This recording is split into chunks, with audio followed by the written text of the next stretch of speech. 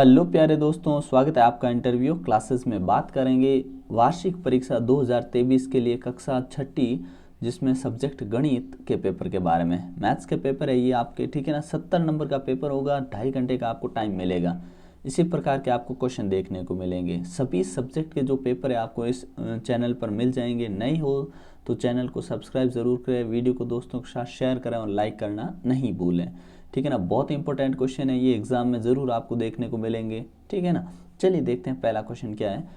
10 को रोमन संख्या में लिख सकते हैं तो 10 को हम ऑप्शन बी वाला करेक्ट कर देंगे, ठीक है ना। तो यहाँ फिल कर देंगे आ, अगर ए बी सी डी हो तो बी, नहीं तो अ ब स द हो तो ब, नहीं तो अपने यहाँ आ दे रखा तो आ, ठीक है ना। अगला देखिए, सबसे छोटी पूर्ण संख्या कौन सी है, तो ये होता है अपना शून्य, 0, ठीक है ना।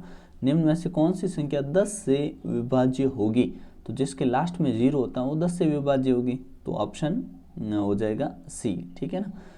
फिर है, निम्नलिखित में से कौन सा बंद वक्र है, तो बंद वक्र की पहचान करनी, तो बंद वक्र कौन सा, ई वाला, ये बंद वक्र है। निम्न में से कौन सी एक पंचभुज आकृति है, 5 भुजाओं वाली, तो 5 भुजाओं वाली ये है, ठीक है ना, जिसमें 5 भुजाएं, इसमें 3 4 6 और ये 5, ठीक है। अगला देखते हैं, पूछा है कि 1/2 की तुल्य भिन्न है। तुल्य भिन्न मतलब इसके समान वाली भिन्न है, तो ध्यान दीजिए कौन सी होगी। आपने कहा 2/5, आपने कहा ये पॉसिबल नहीं है, ये नहीं है, ये 1/2, क्योंकि इसको सॉल्व करते जाओ आप। कैसे, ये सॉल्व हो नहीं सकती, किसी का भाग नहीं जा रहा दोनों में, इसमें किसी का भाग नहीं जा रहा, इसमें जा रहा है, किसमें, 3 का जा रहा है, तो 3 का देखिए, 3 का 3 में गया एक बार और 3 का 6 में गया आपने 2 बार, ठीक है। तो 1/2 आ गया, तो ये तुल्य भिन्न हो गई। बाकी सारे भिन्न जो है वो तुल्य भिन्न इसके नहीं है, क्यों, क्योंकि ये सारी अभाज्य संख्या है, ठीक है। 1 मीटर में कितने सेंटीमीटर होते हैं, तो 1 मीटर में सेंटीमीटर होते हैं अपने 100। कौन सा ऑप्शन है, 2 ऑप्शन 100 दे रखे हैं, तो आप इनमें से कोई भी एक टिक लगा देना। मिस प्रिंट हो रखा है थोड़ा सा, ठीक है ना, तो आप इनमें से कोई भी एक टिक कर देंगे, 100 सेंटीमीटर। बंद आकृतियों से घिरे तल के परिणाम हो सकते हैं को कहते हैं, क्या कहते हैं, अगर बंद आकृति है कोई, ये इसमें घिरी है तो इसके परिणाम, इसको क्या कहेंगे हम अंदर वाले को, तो हम इसको कहेंगे क्षेत्रफल। क्या कहेंगे, क्षेत्रफल। अगला देखिए, निम्न में से चर राशि है, चर कौन सी है, चर वो होता है जो ए बी सी डी से एक्स वाई जेड के बीच में कोई भी नंबर आता है उसको चर कहते हैं। और अचर होते हैं जो इनका मान कभी नहीं बदलता। इसको समझिएगा, अगर 4 को कोई 5 6 7 नहीं कहेगा, 4 ही कहेंगे, 3 को 3 ही कहेंगे, 1 को 1 कहेंगे, लेकिन x का मान कुछ भी हो सकता है। कभी x 1 होता है, कभी 2 मान लेते हैं, कभी -3 आ जाता है, कभी -6 आ जाता है, 1/2 आ जाता है, ठीक है ना, कुछ भी मान हो सकता है, इसलिए इसका आंसर क्या होगा अपने ई, ठीक है। अगला देखिए, समकोण है, समकोण है वो कितने डिग्री का होता है, हम कहेंगे 90 डिग्री, ठीक है ना। अगला देखते हैं, हमसे पूछा है कि चयन कीजिए, ठीक है ना, सही उत्तर का चयन करना है, ठीक है ना। कौन सा आएगा, आयत का परिमाप, ठीक है ना। परिमाप क्या होता है, 2 या 3 लगेगा आगे, आप कहेंगे 2 इंटू लंबाई प्लस चौड़ाई, ठीक है। अगला देखिए, ये जो नंबर है इसमें से कौन सा निशान लगाना है, तो हम कहेंगे इसमें बराबर का निशान लगेगा। बराबर क्यों लगेगा, क्यों, देखिए 3.3 सामने भी 3.3, बाद में 0 लगे हुए, 0 यहाँ पे मैटर नहीं करता, ठीक है ना। ध्यान दीजिएगा, इस पर बड़ा अच्छा क्वेश्चन है। अगला देखिए, आपको अगर सेम नंबर ही लाना है तो यहाँ पे इससे क्या जोड़ेंगे, तो आपने कहा अगर 1 जोड़ेंगे तो ज़्यादा हो जाएगा, कम हो जाएगा, ठीक है ना। तो हम क्या जोड़ेंगे, 0, तो इस जगह पे क्या आएगा, 0। वह कोण जिसका माप समकोण से कम होता है उसे हम कहते हैं न्यून कोण, ठीक है। ऐसी रेखाएं जो प्रतिच्छेद करती हैं, रेखाओं को क्या कहते हैं, जो प्रतिच्छेद करती हैं, प्रतिच्छेदी रेखाएं, और जो नहीं करती उनको समांतर। तो यहाँ पे नहीं लिखा हुआ ना, प्रतिच्छेद नहीं करती तो समांतर रेखाएं, ठीक है ना। अगला देखिए, समांतर रेखाएं। अगला, 4 भुजाओं वाला बहुभुज होता है उसे चतुर्भुज कहते हैं, और 3 भुजाओं वाले को त्रिभुज कहते हैं, तो यहाँ आ जाएगा चतुर्भुज। अगला देखिए, जिस संख्या में इकाई के स्थान पर 2 4 6 8 हो वह संख्या होगी सम या विषम, तो हम कहेंगे वो सम होगी, ठीक है ना।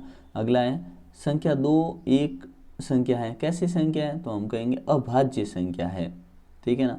सम संख्या जरूर, लेकिन अभाज्य मतलब 2 में सिर्फ 2 का ही भाग जाता है, इसलिए ये हमेशा अभाज्य संख्या होती है, भाज्य नहीं होती है, क्योंकि किसी का इसमें भाग नहीं जाता। फिर अगला देखिए, गिनती गिनने वाली संख्याओं को संख्याएं कहते हैं। जिसकी हम गिनती गिनते हैं उन्हें संख्याओं क्या कहते हैं? पूर्ण संख्याएं कहते हैं। 1 2 3 4, ठीक है। फिर देखिए 1 करोड़, 1 करोड़ में कितने? 10 मिलियन, ठीक है ना, हो गया। अगला देखते हैं।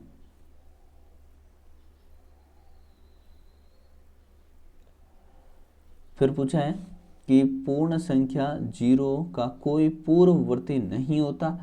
पूर्ववर्ती मतलब इससे पहले वाला अंक नहीं होता पूर्ण संख्या। अगर पूर्ण संख्या तो इसमें 2 आंसर बनते हैं, ठीक है। ये कमेंट सेक्शन में आप जरूर बताइए कि इसका आंसर आप क्या लिखेंगे, मतलब सत्य या असत्य चूज करना है आपको, ठीक है ना। कमेंट सेक्शन में बताना इसका आंसर, ठीक है ना। अगला देखिए, 2 सम संख्याओं का गुणनफल सदैव एक सम संख्या होता है, ठीक है। तो ऐसे क्वेश्चन आए ना, जब भी करके देख लेना चाहिए। 2 × 4 आपने कहा 8 आ गया, ठीक है। 4 × 6 आपने कहा 24 आ गया, ठीक है। इसका मतलब हाँ आ रहा है, तो इसको आप बोल देंगे सत्य। क्या बोलेंगे? सत्य। इसका कमेंट सेक्शन में ज़रूर आंसर बताना आपको, ठीक है ना। अभाज्य संख्याओं के कोई गुणनखंड नहीं होते। अभाज्य संख्या है कोई, ये अभाज्य संख्या 13, क्या इसके गुणनखंड है? तो नहीं है, ठीक है ना। इनके गुणनखंड हमेशा 1 और जो खुद नंबर होता है वही होते हैं, तो इनके गुणनखंड नहीं होते हैं। तो क्या गुणनखंड नहीं होते? तो आप कहेंगे सत्य, ठीक है ना। अगला देखो, वृत्त की प्रत्येक जीवा उसका एक व्यास भी होती है। जो जीवा होती है, प्रत्येक जीवा, ये वृत्त है और ये केंद्र है बिंदु इसका। अब इसके जो जीवा है, ये जीवा हुई, ठीक है ना। क्या ये व्यास भी हो सकते हैं? तो ये संभव नहीं है, ठीक है ना। प्रत्येक जीवा व्यास नहीं होती, तो ये असत्य है, ठीक है। एक संपूर्ण घूर्णन का माप 260 होता है, 260 नहीं होता, 360 होता है। आयत के सम्मुख भुजाओं की लंबाई बराबर होती है, बिल्कुल सही है, सामने सामने की भुजाएं बराबर होती हैं। संख्या रेखा में -8 और -10 दाईं तरफ होता है, तो दाईं तरफ ध्यान रखिए कौन सा होता है। आप कहोगे ये संख्या रेखा है, यहाँ पर 0 है, ठीक है। अब ये इधर आने वाले हैं नंबर, और इधर आते हैं प्लस वाले, ठीक है, और इधर आते हैं माइनस वाले। अब ये नंबर इधर आने वाले हैं, संख्या रेखा भी ये दोनों। तो पूछे कि दाईं ओर एक बाईं ओर, तो आप कहेंगे कि ये दोनों ऐसे पता कर लीजिए कि इधर वाले हाथ से अपने बी बनता है, इधर हाथ से डी बनता है, ठीक है। तो ये बाईं ओर है, ठीक है, दाईं ओर नहीं है, तो ये कहेंगे हम असत्य है, ठीक है, झूठी बात है। अगला पूछा, इसका है ना आपको छायांकित भाग बताना है। तो 4 है टोटल डब्बे, तो नीचे 4 आ गया और ऊपर 1 है, तो क्या ये सही लिखी हुई बिन? आप कहोगे ये सही लिखी हुई है। अगला देखिए, इनका जोड़ करने पर यही आएगा क्या? तो जब हम ऊपर नीचे पॉइंट के नीचे पॉइंट आना चाहिए, ध्यान रखिए।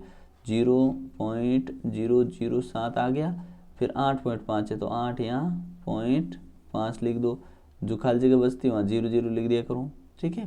फिर यहाँ पॉइंट लगाया और 30 इधर लिखा और 8 इधर लिखा। आप सबको जोड़ेंगे तो ये आएगा, ठीक है ना। तो हमने कहा ये सत्य है, ठीक है, सत्य है। यदि कोई संख्या 3 से विभाज्य है तो वो 9 से भी विभाज्य होगी, ऐसा जरूर नहीं। जैसे 6 3 से विभाज्य लेकिन 9 से थोड़ी है नहीं ना, ठीक है ना। तो ये असत्य बात है, ठीक है। अगला देखिए, सही विकल्प चुनना है, ठीक है ना। गोला, इसमें गोला कौन सा? आपने कहा ये, मिलान करना है, ठीक है। बेलन, बेलन रही ये, ठीक है। घनाभ, ये रहा घनाभ, ठीक है। पिरामिड, ये रहा पिरामिड, और शंकु, ये रहा शंकु, ठीक है ना। इस प्रकार से मिलान करनी है। अगला देखते हैं, 2 सेमी त्रिज्या का एक वृत्त खींचिए। तो आपको क्या करना है, अपने प्रकार को 2 सेंटीमीटर खोलना है, मान लीजिए यहाँ तक हुआ, फिर उस पर एक ऐसे सर्कल बना देना, ये हो गया, ठीक है ना। परिमाप ज्ञात कीजिए। तो परिमाप कैसे ज्ञात करते हैं? त्रिभुज की ये 3 भुजा हैं, इनको जोड़ लो, तो त्रिभुज का परिमाप होगा 30 + 30 + 40, तो कितना हो गया? 100, ठीक है ना। कितना होगा? 100 सेंटीमीटर इसका परिमाप आ जाएगा, ठीक है। अगला देखिए, एक व्यंजक बनाइए। तो क्या बोला है? 8y को 8 से भाग देना, तो व्यंजक बन गया y/8, ठीक है ना। y को 8 से भाग देना है, तो y में हमने 8 से भाग दे दिया, ठीक है। अगला बोला है इसको और इसको घटाइए, ठीक है ना। घटाना है तो ऊपर लिख दीजिए नंबर 5.206, ठीक है ना। नीचे पॉइंट लगाइए फिर से, और पॉइंट के नीचे पॉइंट आना चाहिए 051। घटाते हैं तो यहाँ आया 5, यहाँ जाएगा नहीं तो 2 से उधार लिया, कैरी लिया 10 हो गए, 10 में से 5 और यहाँ बच गया 1 पॉइंट लगाया और आगे अपने इसने कोई उधार नहीं दिया था तो 3, तो 3.155 आपका उत्तर आ जाएगा। ठीक है ना। अगला देखते हैं।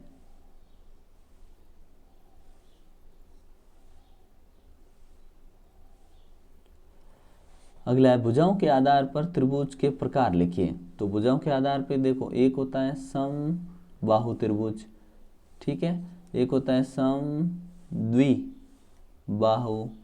त्रिभुज, ठीक है। समबाहु मतलब जिसके तीनों भुजाएं बराबर हो, इसमें 2 भुजाएं बराबर होती है, ठीक है। एक होता है समकोण त्रिभुज, कौन सा, समकोण त्रिभुज।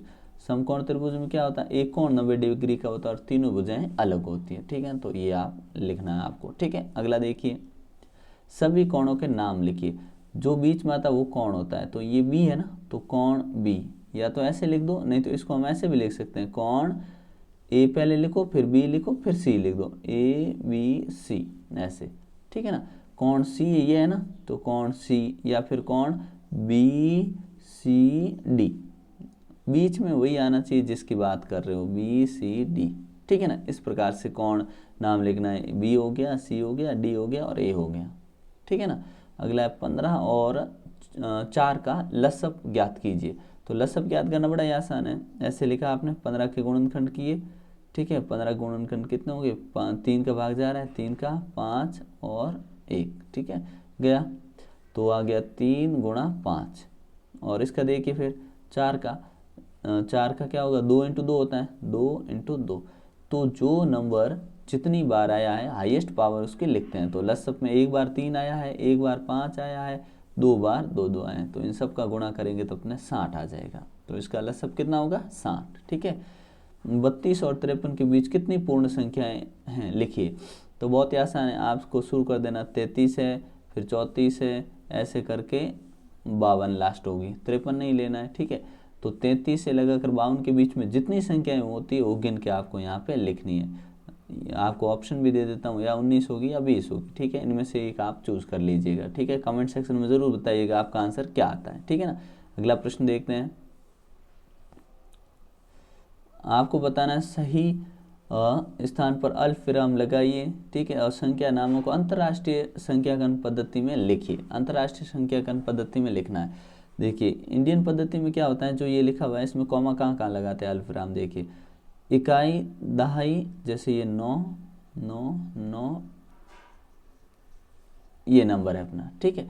तो इकाई दहाई सैकड़ा, फिर 1000, ठीक है, फिर 10,000 यहाँ लगे, लाख 10 लाख, ऐसे इंडियन पद्धति में लगता है, ठीक है ना। और उसमें क्या लगता है, उसमें लगता है ऐसे कि ये जो नंबर है इसमें 3 अंक छोड़ के लगेगा, ठीक है। यहाँ 1 और 5 के बीच में फिर यहाँ पे लग जाएगा, ठीक है ना, इस प्रकार से लगता है, ठीक है। अब इसको लिखेंगे कैसे, कमेंट सेक्शन में मेंशन करिएगा आप, ठीक है। अगला प्रश्न देखते हैं, बहुत ही आसान है वैसे ये, ठीक है। लंबाई चौड़ाई दे रखा है, क्षेत्रफल निकालना आपको आयत का, ठीक है। तो क्षेत्रफल होता है लंबाई गुणा चौड़ाई, तो लंबाई इंटू चौड़ाई, 3 × 2 बराबर वर्ग सेमी पीछे लिखा हुआ है, ठीक है, 6 वर्ग सेमी इसका आंसर, और 4 पंजे 20 वर्ग सेमी इसका आंसर, 5 छंग 30 वर्ग सेमी इसका आंसर, ठीक है ना। अगला क्वेश्चन देखते हैं।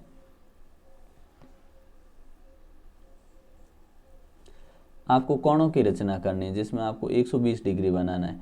तो 120 डिग्री बनाने के लिए सीधी लाइन खींची, प्रकार को यहाँ पे रखा हमने, ठीक है, ये ए पॉइंट है, ये बी पॉइंट है, ए पे प्रकार को रखा, ठीक है, यहाँ पे, और पेंसिल से सीधा ऐसे एक चाप ऐसे काटेंगे, ठीक है। प्रकार को अब हिलाना नहीं है बिल्कुल भी, और इस पॉइंट पे रखेंगे, और पेंसिल से एक चाप यहाँ कटेगा, एक यहाँ कटेगा, ठीक है। जो ये दूसरे नंबर वाला चाप कटा इसको ऐसे मिला देंगे, तो ये हो जाएगा अपना 120 डिग्री, ठीक है ना, बहुत ही आसान है। और 60 डिग्री कैसे होगा, जस्ट 120 का आधा होता है 60, जो पहले बार में कटा था, ठीक है। मतलब ये लाइन खींची, ए बी लिखा, ठीक है, और ऐसे चाप काटा, इसमें ये जो पहली बार कटा ना ये होता है 60 का, ठीक है ना, ये ध्यान रखना। अगला देखते हैं आपसे, ये लास्ट क्वेश्चन है जिसमें अथवा में दिया हुआ कोई दोनों में से एक करना है, ठीक है ना। एक शहर में प्रतिदिन समाचार पत्र छपता है, एक प्रति 12 पृष्ठ होते हैं एक प्रति में, ठीक है। हमने कहा ठीक है, और समाचार प्रतियां कितनी निकाल रहे हैं वो 11,980, ठीक है ना, कितनी 11,980। तो आपको बोला है कि कितने होंगे कुल पृष्ठ, तो आपने कहा सीधा गुणा कर लो, ठीक है ना, आंसर आ जाएगा। ठीक है, तो इनका गुणा करके जो आंसर आएगा वो आपका करेक्ट उत्तर होगा। ठीक है, तो आप आराम से गुणा कर लीजिएगा, कमेंट सेक्शन में इसका आंसर बताइएगा। ठीक है, फिर एक पूछा है कि इन दोनों से विभाजित 3 अंकों की सबसे बड़ी संख्या ज्ञात कीजिए।